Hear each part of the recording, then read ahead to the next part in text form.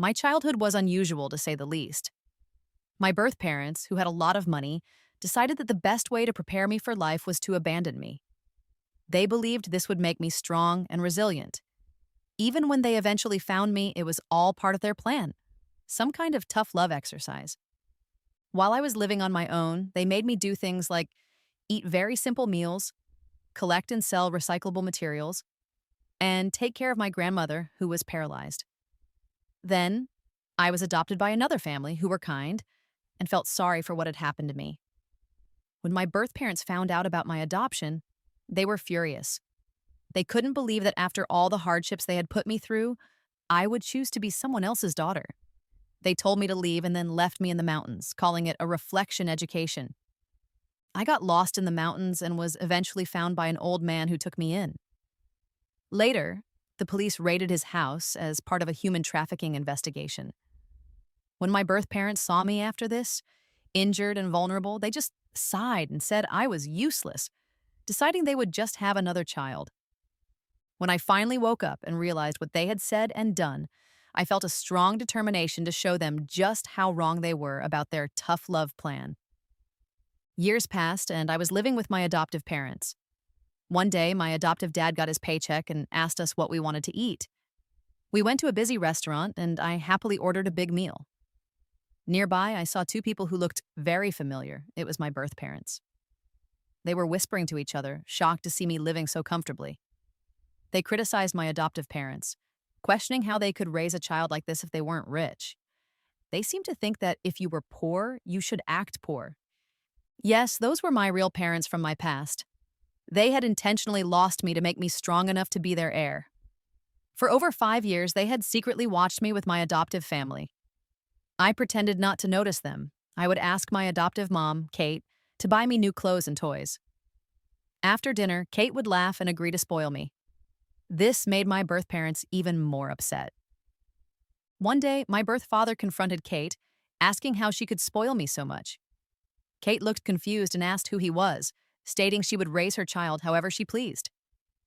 My birth mother snapped, questioning why Kate wouldn't teach me better, saying I was too young to be living in such comfort and wouldn't learn to work hard. They started forbidding Kate from buying me treats or letting me avoid chores. My birth father raged, saying I was too young not to suffer and needed responsibility. Taking advantage of my young age, I punched them and yelled that I would eat what I wanted and it was none of their business. Shocked that I had even learned to fight, my birth parents stumbled away. My adoptive dad whispered to Kate that they should keep spoiling me and their company would be lost. He said it was time to put their plan into action, that I couldn't stay there. We returned home, just the four of us, only to find my birth parents pretending to be poor strangers, crying and clinging to me, saying they had finally found me and asking if I remembered my real parents. I smiled slightly. The trap was set. In my previous life, living comfortably with my adoptive family had made my birth parents believe their plan had failed, so they tried to take me back when I was 7, a time when I would remember them. I refused to go with them, which was understandable at my age, but they were disappointed and decided to train me even harder. They made me endure hardships knowingly, giving me small portions of food, making me cut grass, hurt cows. I'm not sure what that meant. Sell recyclables, and care for a sick grandmother. I was completely unaware that this was their idea of tough love. At school, my classmates laughed at me and bullied me, but I wanted to succeed, to repay my adoptive parents' kindness and make my birth parents proud. Once, while collecting bottles in town, my adoptive mom saw me. I had been vibrant before, but now I was thin and looked like a shadow. Kate cried and said I shouldn't have been left alone and should come home with her. My adoptive family was modest, and Kate's health was not good, but they were devoted to me. I didn't want to be a burden to them. Raising a child is more than just feeding them. It's about educating and nurturing them for life. So, I declined her offer. Yet my adoptive parents didn't give up. But when I started falling asleep in class and getting beaten at home, they wondered what was happening. After all they had provided for me, why was I sleeping in school? I explained tearfully that I had been cutting grass late the night before. Kate burst in, saying if my birth parents couldn't provide for me, she would. My birth parents locked me in a dark room, accusing Kate of seeing their poverty and trying to take me back to that life. I shook my head, crying and saying no. Disappointed, my birth mother moaned that I was heartless. Furious, my birth father kicked me, saying that after all their training, I still wanted to be someone else's daughter and that I should leave, that it was like they never had me. They threw me into the woods to reflect. Trapped in a cellar by a village elder, I wanted to scream that I was their daughter and they weren't my enemies. But now, I was playing my cards, using Kate's kindness. I deliberately walked into this wolf's den. Gazing at my birth parents, I squeezed out tears and said I remembered them, that they had finally found me. All the clues matched, and my adoptive family had contacted the police. Meanwhile, my birth parents, worried that my adoptive family might ask for money, pulled out $200 from their sock, wrinkled like sour cabbage. They thanked them for caring for me, saying they didn't have much, but wanted to give this as a small token. My adoptive family didn't want their money. They had raised me out of love and declined, suggesting they use it to buy me snacks, as I loved cookies. My birth parents took me on a bullet cart. In my past life, I had been afraid of cows and cried not to ride it. My birth mother had questioned if I resented them for not having a car, if this wasn't fancy enough, and if my adoptive parents had taught me to compare things like that. I had said no, but they still forced me onto the cart. Now, I acted thrilled, saying, "Wow, an ox. I love it." My parents exchanged relieved looks, thinking a child shouldn't dislike their parents' poverty. They were stunned, saying they didn't know people could be so poor nowadays. My birth father cracked the whip, saying they had bought this just to pick me up so people wouldn't laugh at them. My birth mother echoed, telling me to see how much my dad and mom loved me. My adoptive parents exchanged a glance and handed some cash to my birth parents. The couple hesitated but then shamelessly accepted it.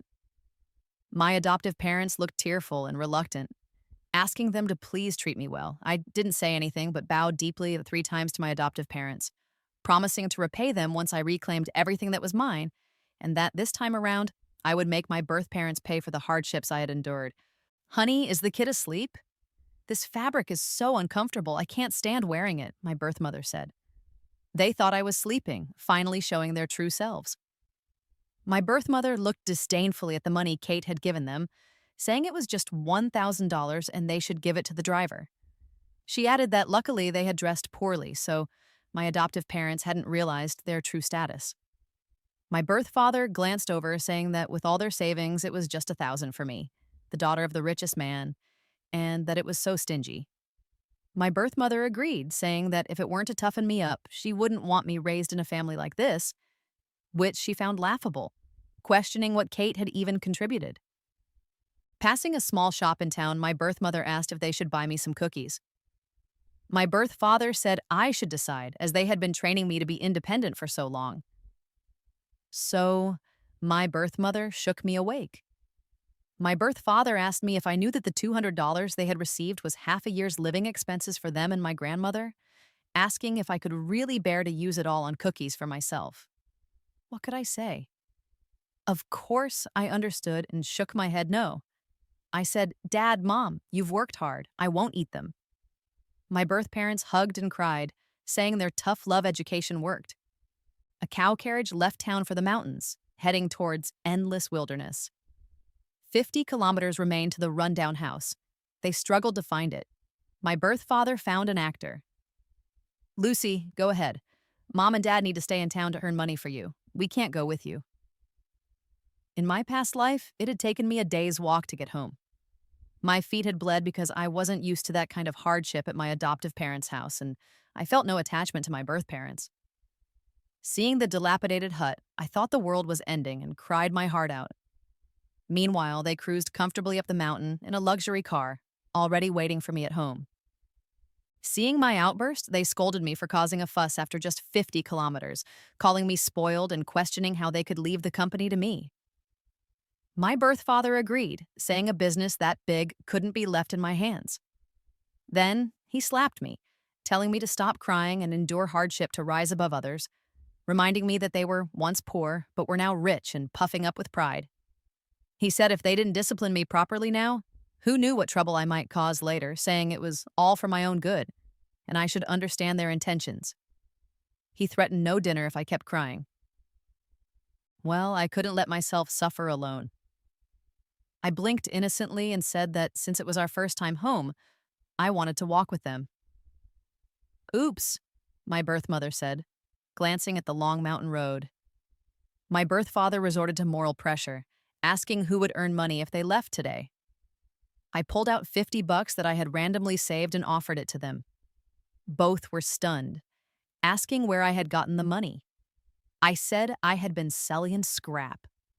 My birth father, hearing that, got angry, asking how anyone dared let me pick scraps and saying he needed to settle this with them.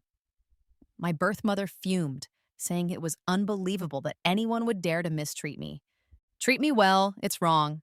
Treat me poorly, it's wrong too. Turns out you make all the rules so hard to please. But from now on, I'll make the rules.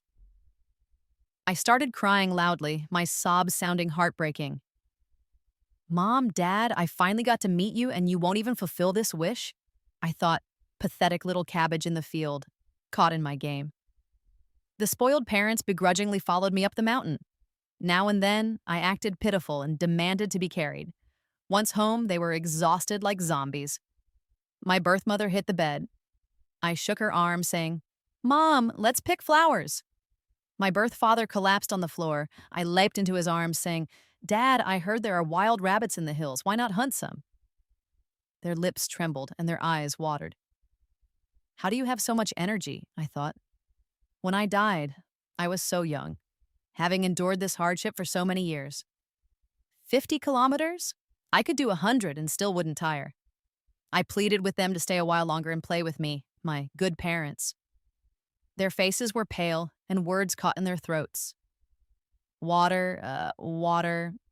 I happily fetched water, pouring it into their mouths. Drink, then we can play.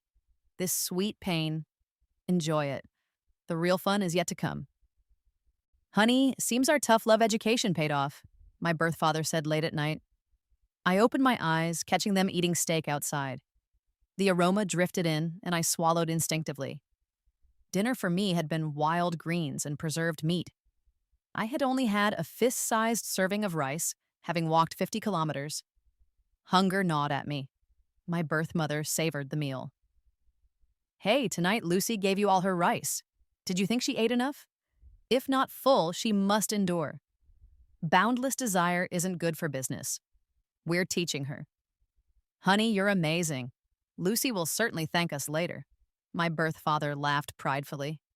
Of course you couldn't find better parents, educating with such care.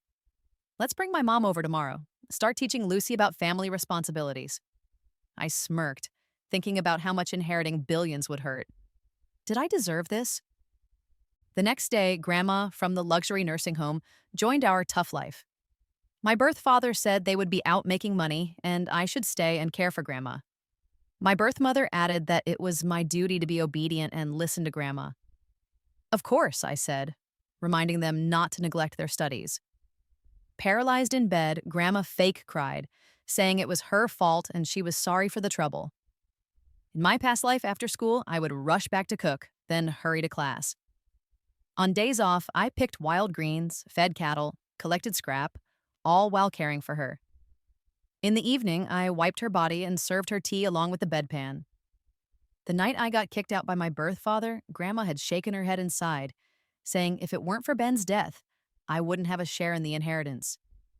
She said they were treating me like this because I would definitely hold a grudge when I inherited the company, and they wouldn't get any benefit from it. Better no heir than an ungrateful one. Let her go. Ben was my older brother who had been pampered by a dozen nannies his whole life. He couldn't handle a cold and had passed away. My birth mother had me through IVF at the age of 37. Grandma talked about how IVF kids were called pampered babies, so when I was just 2, they randomly chose a house to leave me at with foster parents. But that wasn't a reason to throw me out at 15. This lifetime, someone like me insists on taking over the company and turning your world upside down. To show my filial piety, I gave the only small second bedroom in the house to Grandma. I squeezed into a room with my parents at night to make sure there was no chance for them to enjoy things alone. I also had to prepare dinner before they got back to improve my hands-on skills. How is anyone supposed to focus on studying like this unless they were some kind of genius? Thinking about it, I tossed the wild mushrooms into a pan and stirred them up quickly before putting them on the table under the dim yellow light. My birth father piled all the food into my bowl. Lucy has been taking care of Grandma.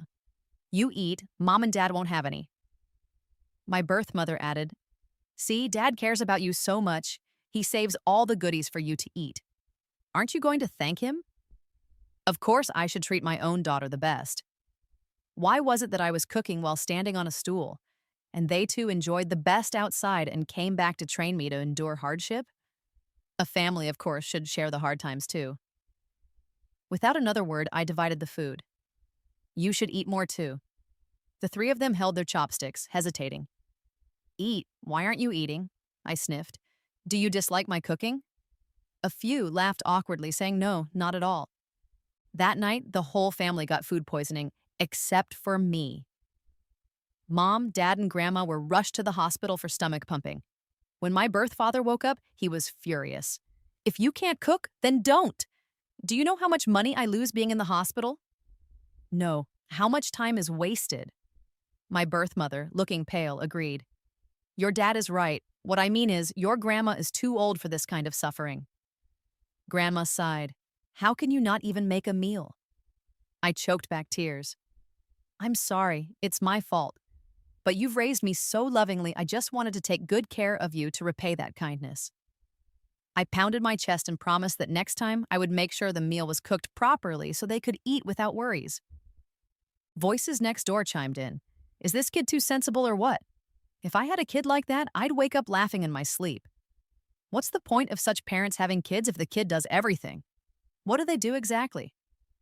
If you're poor, don't have kids expecting the child to carry the burden. Is this that legendary suffering? My birth father, unwilling to be criticized, got even angrier. What do you know? We're not poor. We're educating her. Don't speak ignorantly, doctor. We want to be discharged now. Silence. There's no saving them. It's just the child's struggle here. Back home, I deeply reflected upon myself. Dad, Mom, Grandma, I'm sorry.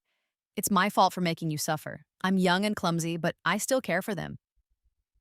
My birth parents didn't have much to say, so I took the opportunity. Mom, could you come home earlier at noon to teach me how to cook? She wasn't much of a cook herself. Having to dash back from the villa at noon to oversee my cooking while I picked wild vegetables, fetched water, and fed chickens, she couldn't just stand by and watch, naturally helping out with me. By the end of the month, my birth mother had lost a good amount of weight. She also got tanned, with dark spots showing up. With no room to improve her diet, she whimpered from hunger at night. I can't live like this anymore. Who is this training for, her or me? Do you know how long it's been since I've had a beauty treatment or body care? My birth father replied, Honey, I know you've had a hard time. We haven't succeeded yet. We need to keep trying. Hang in there. Grandma added, You're not as tough as Lucy. Can't handle even this much hardship. My birth mother wept to the point of hiccups. To help Grandma get outside and enjoy some fresh air, I built a wheelchair out of wood. Of course, it wasn't done too well. Grandma barely sat down when it fell apart with a snap. Oh, it hurts so much. The commotion startled the forest birds into flight. Her back gave out again. On the way to the hospital with Grandma, I tearfully said, Grandma, I'm sorry, I didn't mean it. At night, she groaned to Mom and Dad. I can't keep living like this. Eating wild vegetables every day is one thing, but now my back's even worse. If this continues, can my old bones survive? Might as well die. My birth father replied, Dad, Mom, we know it's hard for you. We haven't succeeded yet. We need to keep trying. Hang in there. My birth mother added, Mom, you're not as robust as Lucy. Falling and breaking bones, you should exercise more. Grandma shook with anger. Ungrateful children. Oh, my fate. Why so bitter? At night, my birth father pretended he'd been lugging cement all day. Elsewhere, utterly exhausted, my birth mother said, Lucy, Dad is working so hard, living frugally, and it's all for you. You must be sensible and repay us when you grow up." "Dad, I'll repay you now," I said, presenting my precious gift. "Dad, you don't have to walk to town anymore. I saved up to get you a bicycle." "Huh?" I pretended not to see his reaction and went on. "It's summer vacation now. I'll go with you to the town tomorrow. Lots of scrap out there. I want to contribute too."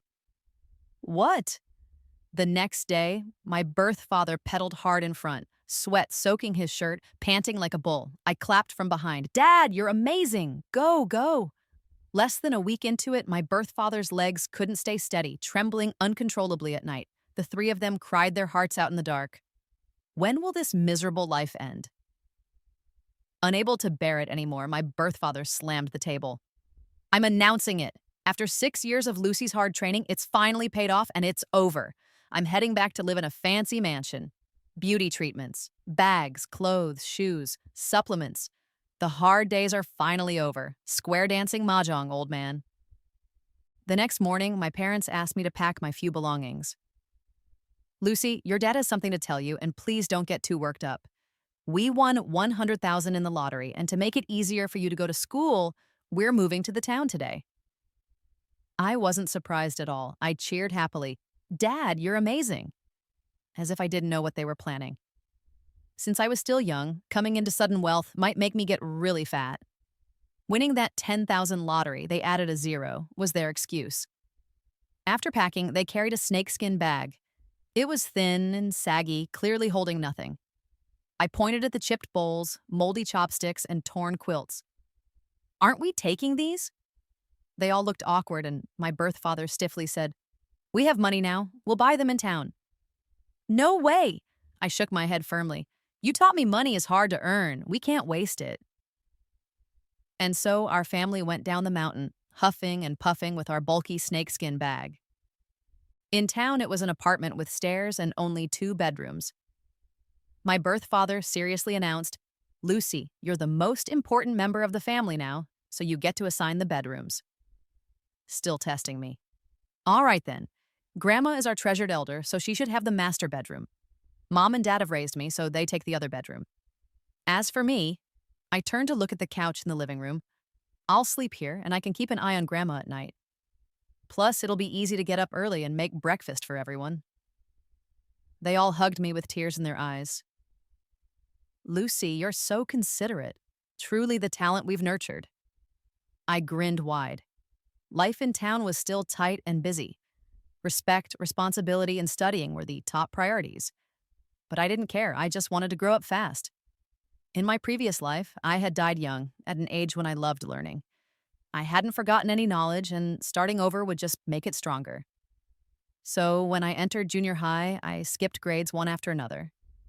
My birth father pretended we won a $1 million lottery, and the whole family moved to the city to pay for my education. My birth parents worked long hours in an electronics factory. The work wore down their backs, but their faces remained youthful and bright. Of course, I didn't expose them. At 18, I could finally take the college entrance exam. My birth parents were ecstatic. "Lucy, you're a genius. You're such a pride to our family. All these years of hard work were worth it." I quietly smiled. "Mom, Dad, I'm going to study hard and bring you more pride." All right, all right. I knew that if I weren't understanding and smart, they'd discard me at any moment. For now, I couldn't confront them. As my birth parents hoped, I performed well. They chose the school and the major for me. Like a puppet on strings, I didn't question or doubt. How did my farmer parents know so much? Even though I was obedient, they still wouldn't lift this facade of life. I wondered how much suffering it would take for me to break free from this hardship plan. Thinking of this, I packed their things. "Come to the city with me. A family should be together. Don't worry, I've rented a house and found jobs for you at an electronics factory." They couldn't find a way to argue against my desire for a seemingly harmonious family life. All they could manage was a dry laugh. "Lucy, you really think things through." The 3 of us, with wheelchair-bound Grandma, went on a journey again. The house was near the school, in a basement without sunlight, damp and musty.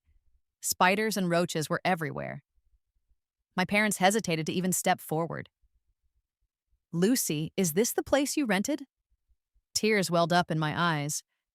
It's not like the house in the city, but it's the best I could find. You don't mind, right? Sigh, it's my fault for not working hard enough to earn enough to repay you. They exchanged glances. How could we? It's Lucy's kind gesture. With a month before school started, I called the electronics factory manager. I'll work with my parents to earn some tuition money. My birth father got anxious. No way, I still saved some money. My birth mother chimed in. You're a college student. How can you work in a factory? I seriously said, because I want you to live in a big house. Don't try to talk me out of it. I'm set on this job. Grandma clapped excitedly. Wonderful. Really showing we cared for you well. My parents secretly glared at Grandma. Under my supervision, the three of us spent a month twisting screws. Now, my parents visibly aged. When school started and I returned to classes, they moved from the basement back to a big mansion. 1 year, 2 years. By the time the hardship plan was still ongoing. This day, I approached the fattest, most flunking boy in class. Hey, Peter. He got so excited his cheeks flushed. Lucy, are you talking to me? I smiled. Want to grab some food together at home? I deliberately left a few clues. Waking up in the middle of the night, I heard them plotting outside my door. Is Lucy dating someone? No way. We must stop it. If she dates, it better be someone we choose. Absolutely. Who knows what kind of person they are? Could they be worthy of our heir? Tomorrow, I'm tracking down this punk. The next day, I met Peter for lunch again. Peter sure lived up to being all the girls' least favorite. Just after 2 meals, he started talking about marriage, second kids taking his last name.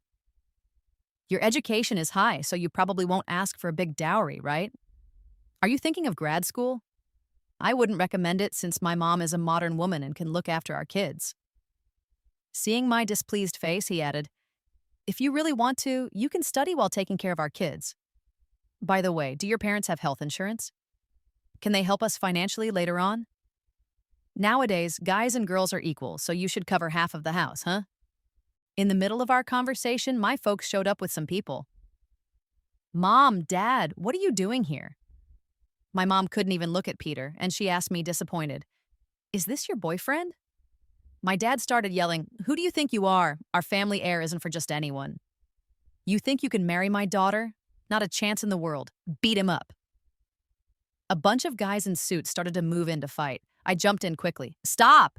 You can't hit him. You'll have to hit me first. What would I do if you kill him? My mom's lips quivered. What are you talking about? Then I said that line that seems to shock everyone. You don't understand him. Mom blew up. Foolish. It's you who don't understand us. Honey, tell her the truth, Dad said, adjusting his suit. Lucy, you're the heir of our company. Your mom and I spent years planning and giving you a tough upbringing to mold you into a perfect heir. I was stunned for a few seconds, shaking my head. No, no, no, you must be lying. We've been poor for so long. How could we be the richest? It hit me then. Could this be a ploy to break us up? Mom, Dad, you really don't get him. He may be a bit chubby and not the best looking, but he treats me well. Plus, he's promised me $100,000 in dowry. I'm dropping out and getting married to him tomorrow. My real parents were so mad, they nearly coughed up blood. You're selling yourself for 10 grand? I bit my lip and said firmly, yes, I've chosen him. Then I turned to leave. Behind me, my parents exchanged looks, realizing something huge just happened. Honey, we've screwed up. Has she taken our lessons too seriously? Did we mess up? Dad angrily replied, we haven't messed anything up. Maybe this is her true self. If she can sell herself for 10 grand today, she can betray us and the company for $1 million tomorrow. Instead of doubting our education, maybe question the kids' choices. Mom was speechless. Looks like we failed in raising her again. Oh dear, is our family doomed? If only we'd frozen eggs and sperm back then, we wouldn't be in such a predicament. Sigh, what a disappointment after all our hard work. Then my mom glanced at my phone. A message popped up. Is it worth it for family? Mom paused, expertly typed the phone's password, and opened my chat history. It was a message I'd sent a friend. Grandma's sick and needs $100,000 for surgery. I want to help since I'm grown now. Mom seemed struck by lightning.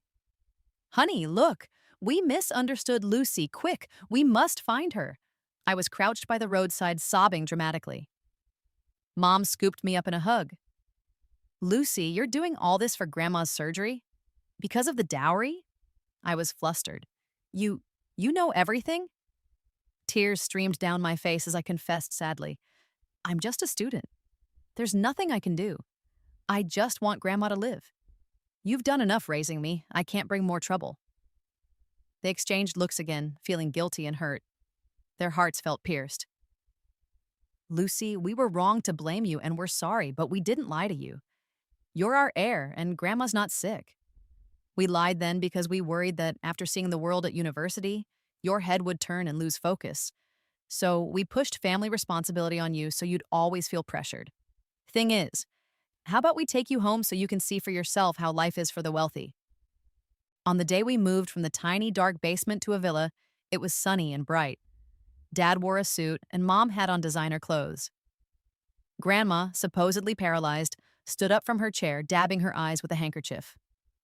Lucy, we finally got you back home. Such an ironic wait, yet I had to smile and say how wonderful it was. They toured me around. Lucy, do you remember this place? When you were little, you were such a good kid, never cried or fussed. All the nannies said you were so easygoing. Honestly, I didn't. This house felt strange, cold.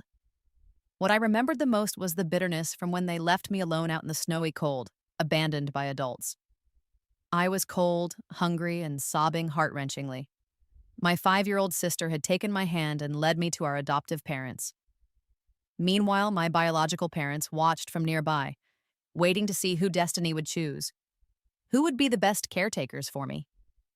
Are their parents so cruel to deliberately lose their child? Yes. Looking at my real parents, I said earnestly, money doesn't matter. What matters is that we can be together as a family, like before. Dad, Mom, Grandma, thank you for raising me. I love you all. As tears flowed, they looked at me with pride, as if I were a prized exhibit. Lucy, our child, you were worth all the effort. I moved from the dorm to a villa near school. I got a driver and 4 caretakers. I became someone everybody envied with lots of cash. It's nice being rich. I could hand a wad of cash to a homeless guy without a second thought. I thought I could even tolerate stupid comments with a wide heart, like now, as Dad pointed out a chubby guy. This is the good man we picked for you, also our business partner. You marrying him will take the company to the next level. Mom chimed in. I've met the boy's mom. He's stoutly built and honest. You're a match made in heaven. You'll date for now, and once you graduate and take over the company, we'll have the engagement ceremony when their investment comes through. You'll use it to grow the company. Lucy, you make us proud. We believe in you. I knew he was a playboy, but I said nothing. Noted dutifully. I won't let you down. Sophomore year, I worked as a grunt in the company. Countless sleepless nights I studied it. I watched it shine and decline in my parents' hands. Now it was stable. I knew it like I knew myself, so I understood the company inside and out. I was impressive enough to all, everyone from a low-level employee to CEO. It took me 6 years. This year, my grandma fell seriously ill and was in the intensive care room several times. I held her hand tightly, begging her to wake up and look at me one more time. Grandma, don't leave me. Everyone said Lucy was such a sensible child. Her upbringing was amazing. But no, I wanted her to see with her own eyes how the company would crumble under my hand. At age 29, Dad finally announced his retirement. He officially announced at the shareholders' meeting that I would succeed him. He patted my shoulder. Lucy, don't let me down. I hope you won't disappoint us in the future. I didn't disappoint them. I did great and got along well with Chubby. My biological parents bragged to everyone that this was a result of their tough love and hard training. Lucy wouldn't be who she is today without us as her parents. We are very honored, and we hope some school will invite us to speak. That night, Mom pulled out a tablet. Lucy, pick a few wedding dresses. Do you like any of them? Just then, a pop-up entertainment news alert appeared. Chubby was spotted vacationing with some online influencer in a foreign country. The internet was buzzing. Another influencer vacation? What number is this? Isn't there insider info about an engagement tomorrow? Can he make it back in time? I nonchalantly swiped away, pointing at a dress. That one. Mom smiled approvingly. My daughter, you're becoming more like your father every day. You're doing it right. Men settle down once they're married. Besides, it's all about interests. The engagement party went ahead as planned the next day. The company's veterans, partners, and family friends came. They came to witness the great outcome of my birth parents' devoted nurture. Unfortunately, I was absent. I was in the audience watching my sister in a wedding dress, tears in her eyes, walking to the man. Bride, do you take him as your husband? My sister said yes and then tossed the bouquet to me. She hugged me. Little treasure, I didn't expect you to come. Mom and Dad are happy to see you too. Little treasure. That long-lost name made tears stream down my face. Sister, you must be happy. My adoptive parents cautiously toasted me. In the early years, they occasionally sneaked to my school to see me. Once they learned my true identity, they stopped coming. Over the years, I've become indifferent and aloof, focused only on revenge. But seeing the gray hairs on my adoptive parents, it tugged at my heartstrings. They had a daughter and were poor, yet they took me in. After returning to my biological parents, I slipped half of my earnings and bonuses hidden in their door cracks. They saved it up, and when I got into college, gave it back double. Such kindness, such feelings, 1,000 times better than my biological parents. When leaving, I tucked a check in a red envelope. Good deeds should be rewarded sometime, right? At 4 p.m., I turned on my phone. Calls and texts flooded in. I answered. Dad was furious. Lucy, do you know what you messed up? Now the other side is very angry. They left. You get over here quickly to apologize. No matter what it takes, you need to make them happy again. I asked why he didn't ask where I was or why I didn't pick up the call. He scoffed. I don't need your explanation. Get back here now. Mom shook me hard. Lucy, where on earth did you go? You're driving us crazy. Grandma, sitting in a wheelchair, didn't even look at me. You actually came back? I thought you died somewhere out there. Something so irresponsible isn't fit to be in our family. I casually remarked. I went to a wedding. It was a choice between my sister and my engagement. Naturally, I chose her. After all, you only get married once. What? Where did this sister come from? Dad was enraged, ready to slap me, but I blocked him. He was fuming. On such an important day, you went to an unrelated wedding. Don't you see that your engagement is more important than anything? I sat down and poured a glass of water. Anyway, benefits gained through marriage aren't all that stable, so I politely declined on your behalf. I pulled out my phone and started typing away. I don't like you at all. My parents don't like you either. They even despise your greasy looks and attitude. Without the money, none of us would look your way. Feel free to avenge me. Come at us if you dare. We're waiting for you. Lucy, have you lost it? Withdraw it now. After realizing he couldn't, Dad angrily smashed his phone to bits. I didn't mind. I pulled out another phone and handed them a contract. Oh, by the way, the government wants to buy out the company. The price is right, and I secretly signed it, planning to announce the good news at a press conference tomorrow. What? You sold the company? Grandma screamed until she was hoarse. It's your grandfather's blood and sweat. How could you sell it, you ungrateful brat? I'll beat you to death. She rushed over but stumbled, taking a nasty fall. What kind of monster do we have in our family, you animal? Dad's eyes looked like they'd pop out. Such a big deal. Why did I not know about this? I laughed. Because I valued you. The company folks are scared of me, so to avoid offending me, they naturally kept you in the dark. What's wrong with becoming a state-owned enterprise? The company's been running for years. It's time for a new strategic direction. This is huge. I must be the first in the family's history. What a load of crap, my dad snapped, grabbing my neck. Lucy, why'd you do it? We put in so much effort raising you. Don't you owe us? I clenched my fists and spat out word by word. Raising me? You threw me away when I was 2. Is that what you call raising? Training me to endure hardship? Making me eat crap and sell junk? And take care of my paralyzed grandma when I wasn't even a year old? Thanks a lot for that. No, really, I should thank you for giving me the motivation to get back at you. This long overdue payback took me a whole 20 years. Hope you're enjoying it. I stayed calm, making their noise seem even louder. Honestly, I wish they had memories of their past lives. That way they could see that everything is karma. Dad pointed at my nose, shouting, "We did it for your own good. If you don't go through hardship, how would you understand the value of money? Without us, you wouldn't be who you are today. You're so ungrateful." Grandma, with slurred speech, cursed, "You tricked us all.